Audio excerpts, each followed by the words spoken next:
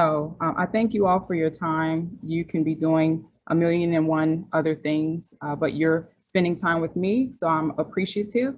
I'll go ahead and get started because it's 8:32 to respect everybody's time. So I'm Dr. Naima Burgess. I'm a psychologist, school psychologist, doctor of clinical psychology, board certified in neuropsychology. I have about 20 years in the field working with people on the spectrum. I don't say autistic because calling a person autistic defines them as just that, a person having autism. So I am respectful, and I want you to be mindful that when you are considering anybody with any challenge, like I am a person with ADHD or an auditory processing disorder, I'm not ADHD. So just be respectful of how you consider people. And we call them people, the correct terminology is a person on the autism spectrum or a person with autism. So I've worked in the field for 20 years and I just fell in love. It's something that God puts,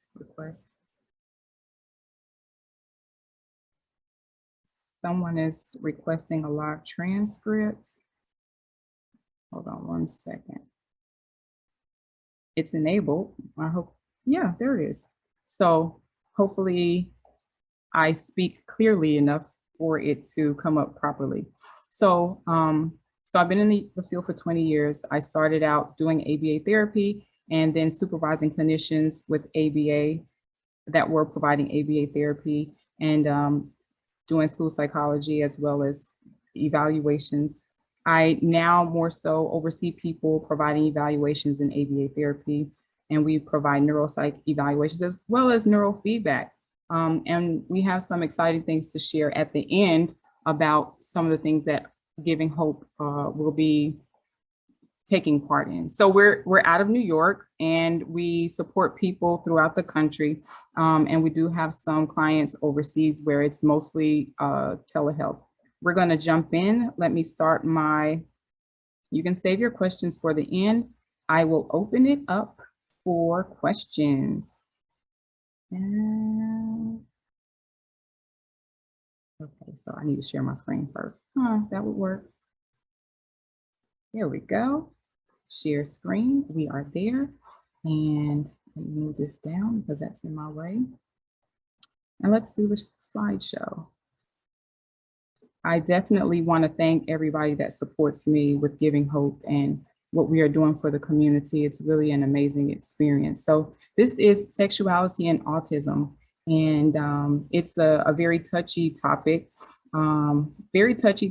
Because what we want to talk about is a person and their urges, a person on the spectrum and their urges. How do we help them to make progress with building and maintaining relationships and incorporating sex? I do have a friend who has a young man who's on the spectrum, and he's a young man, he's an adult man, his age. And we tend to think that because a person is nonverbal, they don't have sexual urges, but that's actually not true.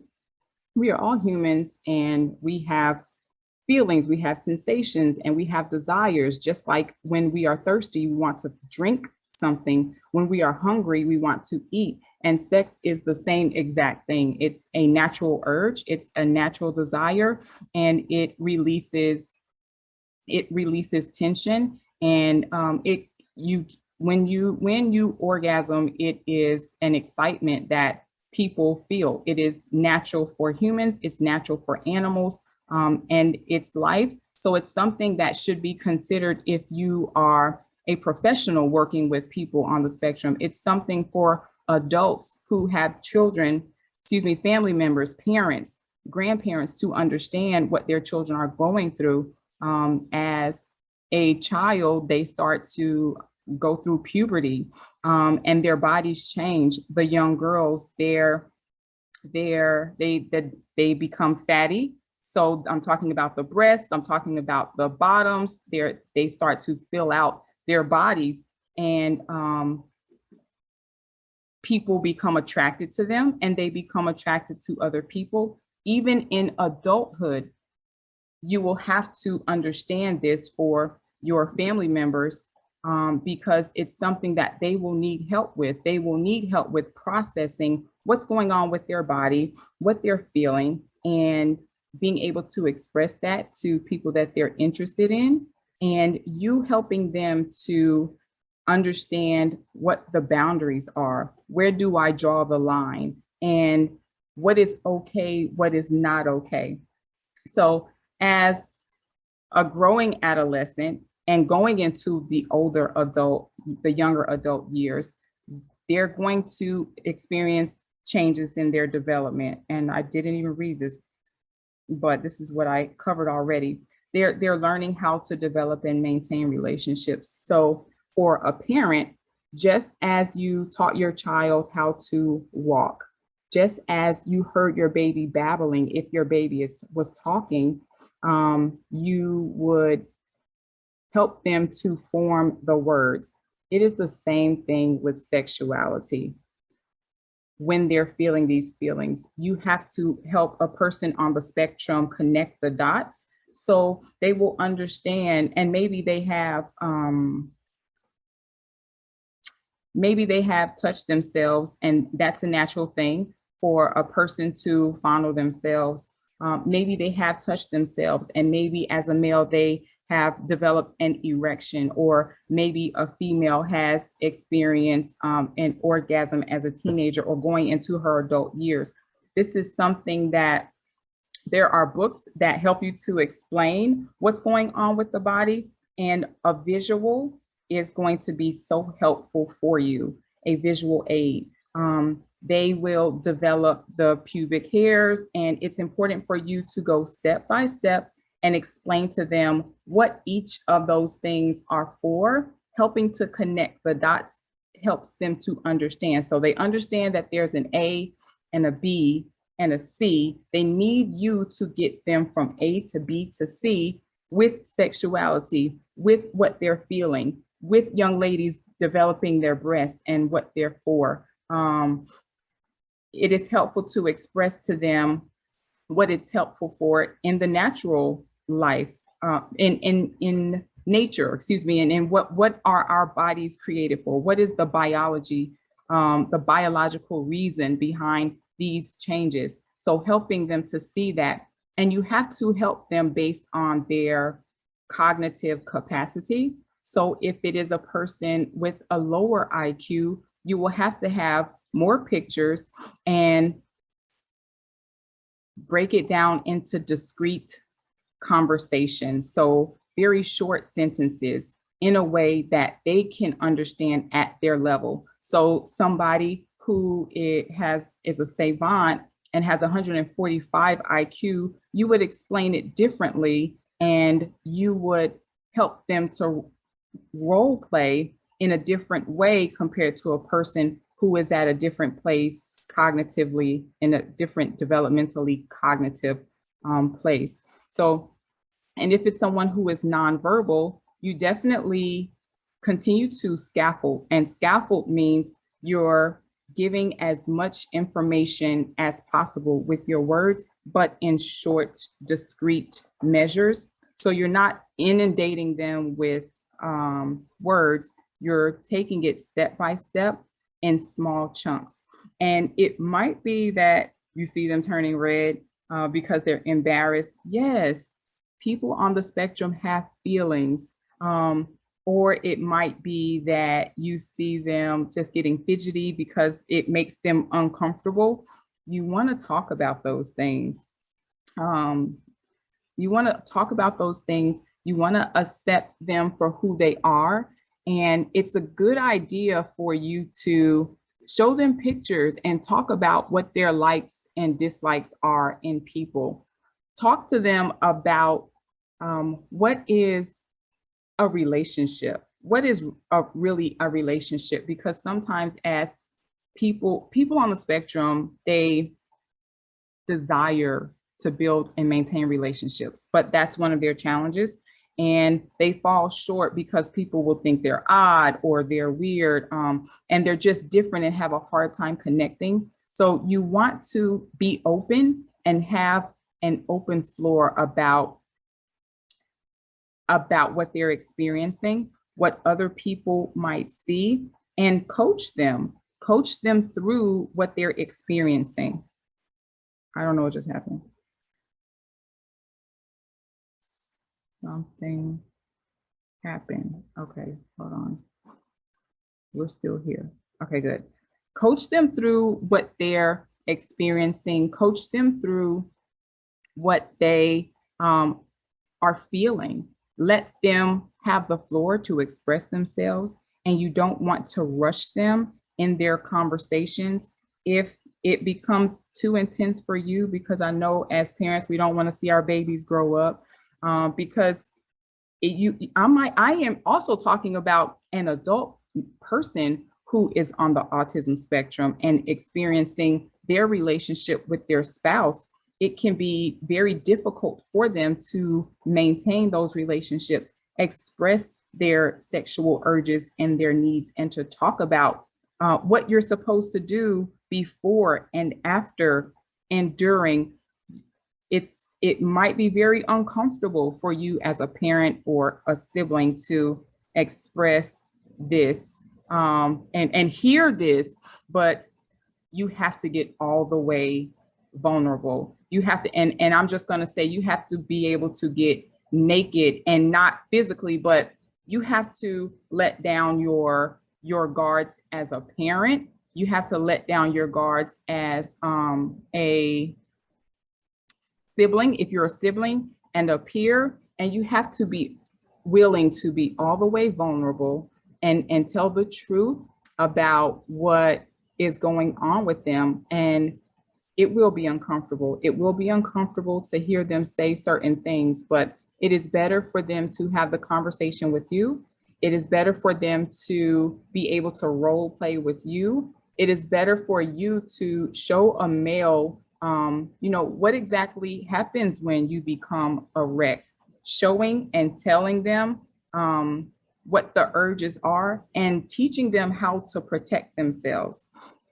But it's at your discretion. I think the teenage years, in my opinion, I don't want to talk to my son about sex as a teenager, but it's natural for us to talk to them about what could happen and how to protect yourself in the event that something is going to happen. But in their 20s, they're thinking about, well, where I'm from North Carolina, and they try to marry us very early in North Carolina. So in their 20s, your family member on the autism spectrum may be considering getting married. They may be considering having children. And this is not something that's far removed from a person because they're on the autism spectrum. These are things that you have to, it's a good idea for you to put all of the cards on the table and let them talk about it.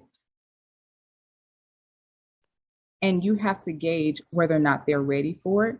But at every step of the way, you want to let them know that, hey, John, I know that you might be feeling this at this time, and I would love to sit down and talk to you about it. I would love to sit down and do role playing with you if it's a young adult.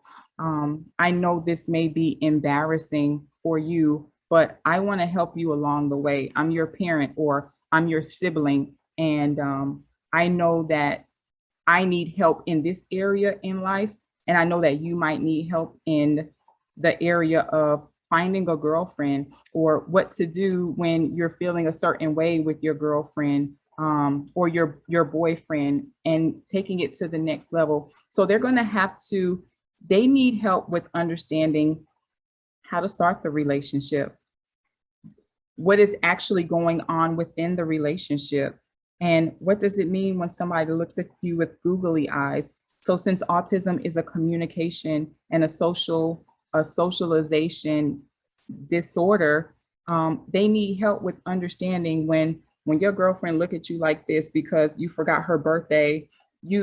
they have to have help piecing together what that face looks like and what that means and how they drop the ball and how not to drop the ball going forward. And it's okay to discuss what their needs are, what their non-negotiables are. You want to let them know that just because they have such a strong desire to fit in and to be loved, they always want to make sure that their needs are being met and they are being cared for, because a relationship is a two-way street. So this is something that the conversation will have to be had over and over and over. Again, I'm just going to check the chat.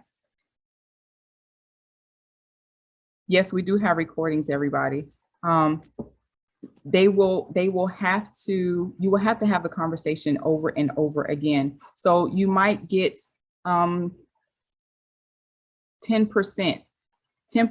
a ways through the conversation. And then maybe the following week, you will want to circle back and rehash the 10% and move forward with the next 20%. And it's a good idea for you to write down in order, as an adult, what did you feel growing up and going into your young adult years? What does it feel like when you are interested in a person? These are some of the feelings that you can express and share with your loved one when they are in the right place. You definitely don't want to talk to a 10-year-old about engaging in sex, in my opinion. But you do want to talk to a 10-year-old about good touches and bad touches and who should see them when they're taking a shower. What's the difference between privacy? And the same with a person on the spectrum. If they are engaging in sex, where are the proper places to engage in sex? And also helping them to understand that when someone says no, no means no. So you want to help them with breaking down their thoughts, their bodily sensations, their behaviors, their mannerisms, and understanding what the behaviors and mannerisms of other people can mean, and letting them know that it's okay to have a conversation if they don't understand what's going on.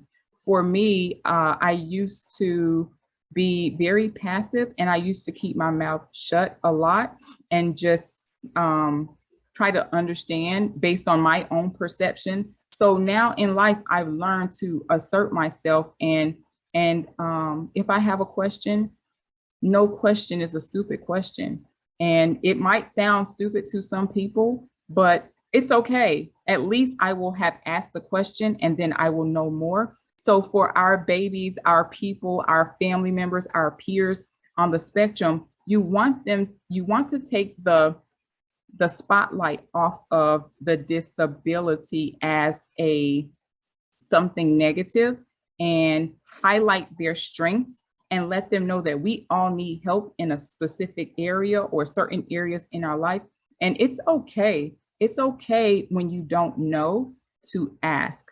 It's better off that you present the question to the person, because you might not know and you don't want to misconstrue anything. And that's what helps them to grow. And that's what helps us to be decent human beings. Let me see if I make sure I covered expressing feelings, play out social interactions. And this is not just for children. You definitely want to role play as much as possible and let them know that if it's not on your mind and they want to talk about it, they can always feel free to come to you and maybe throw it in there maybe once a month, or however it feels that you should throw it in there. At dinner. If you're taking a walk, have you noticed anybody that you're interested in or that makes you feel butterflies in your stomach? That's one way to throw it in there and to start the conversation. You definitely want them to understand setting boundaries with people and understanding what's right and wrong. Like I said, when there's a no versus a yes, but when someone says no, no means no. And that goes for females, males, and others, okay? Boundaries are necessary. Boundaries are necessary. Talking to them about condoms, protecting themselves, and STDs is very important. For young women, you want to definitely discuss birth control. And these are very uncomfortable conversations, but we have to be open to being raw with our family members, our peers. If they're our friends, our peers, our children, if they're our children. And if you are a professional, this is something that you would, if they're older, have conversations with them, because this is part of socializing and communicating. So I'm going to stop sharing my screen. Oh, wait. Oh, I wasn't, oh, yes, I am. Okay, so I'm going to stop sharing my screen. I'm going to open the floor up for questions. If you guys have any questions, good way to communicate. Oh, let me see, I have to, hold on, guys. There's a new thing on, you can unmute yourselves now, I think. If anybody has a question, please feel free to let me know if you have any questions, if I can help anybody through anything. Oh, now you can.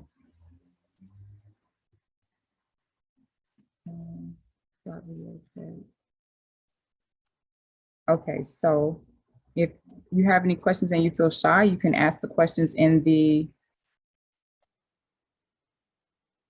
chat. I'm reading the chat now.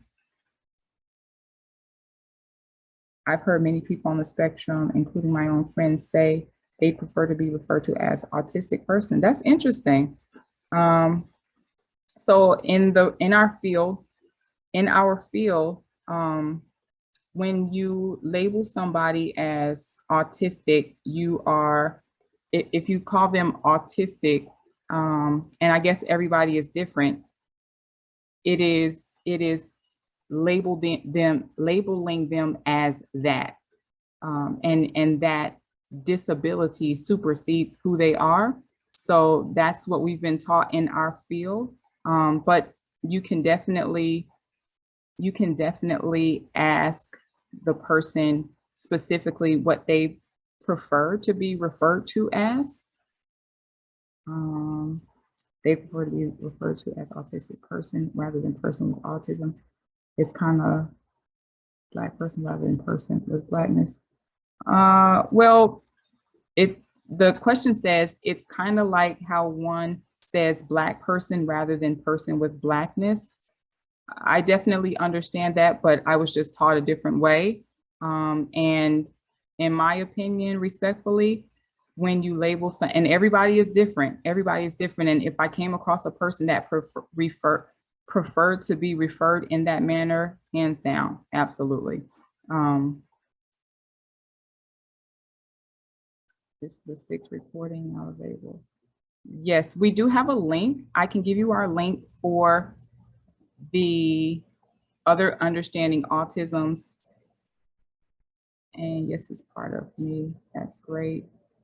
Good way to communicate. So what I'm going to say now is what we have going on with, is ABA the only approach that neuropsychologists are trained to recommend? Absolutely not. So I definitely provide ABA therapy. I also provide neurofeedback. And when family members have a person on the spectrum coming to our center, or anybody with children, the parent always is required to get therapy and parent training. So we also incorporate talk therapy as well, depending on the level of the individual. And we provide training for the family. So if we are providing ABA therapy, we would want to teach that family member how to make progress with the individual. And floor time is something that we also incorporate. We provide services in the community as well. So within the home, and it's not, people think that ABA therapy is strictly structure. It doesn't always have to be structure. So We provide the service based on what the need is of the family. We do an ecological assessment, meeting that child where they are based on what the needs are in the family.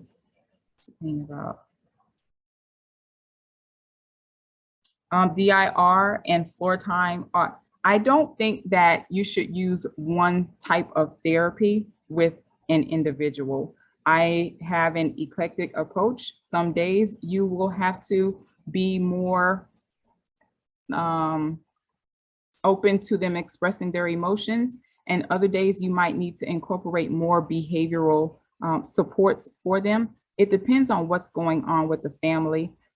It depends on what's going on with the child or individual as well. Sometimes they may need to just get on the floor and engage in playing a game or talk or just being comfortable, as opposed to something more rigid.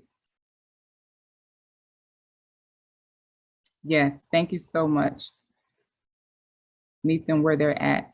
So I just want to ask for you guys to please follow us on social media. I thank you so much for coming on. We have now partnered with Ronald McDonald House here in New York. So they've given us a suite in their house to start out.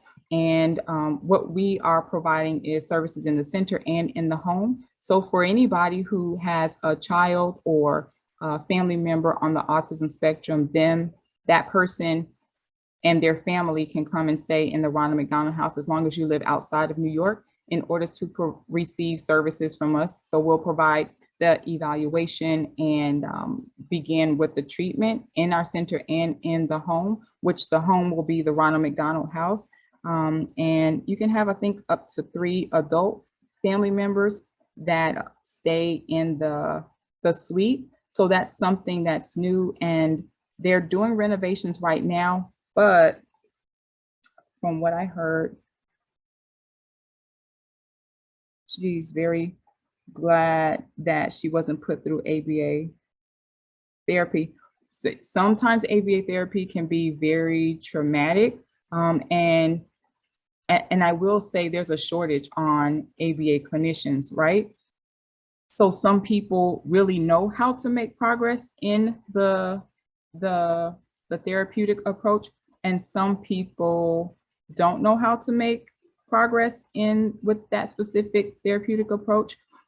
There's definitely something that's innate that has to, it's just like, having a child and when your baby needs to be hugged. There has to be a personal touch in ABA therapy. There has to be a sharpness in understanding people and what their needs are, because sometimes people can be too rigid and it can be very traumatic. Thank you so much for sharing, Ms. McMillan. So please follow us on social media. Please keep in touch with us.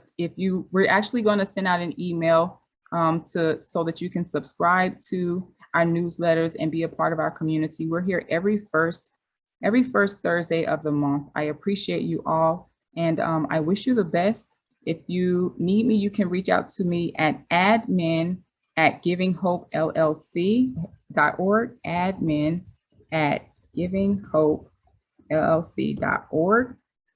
If you have any questions, I thank you so much. It is a very sensitive and challenging topic. Thank you so much. And we're definitely going to be expressing more insight on the autism spectrum disorder. Thank you all. God bless you. Take care and have a blessed night.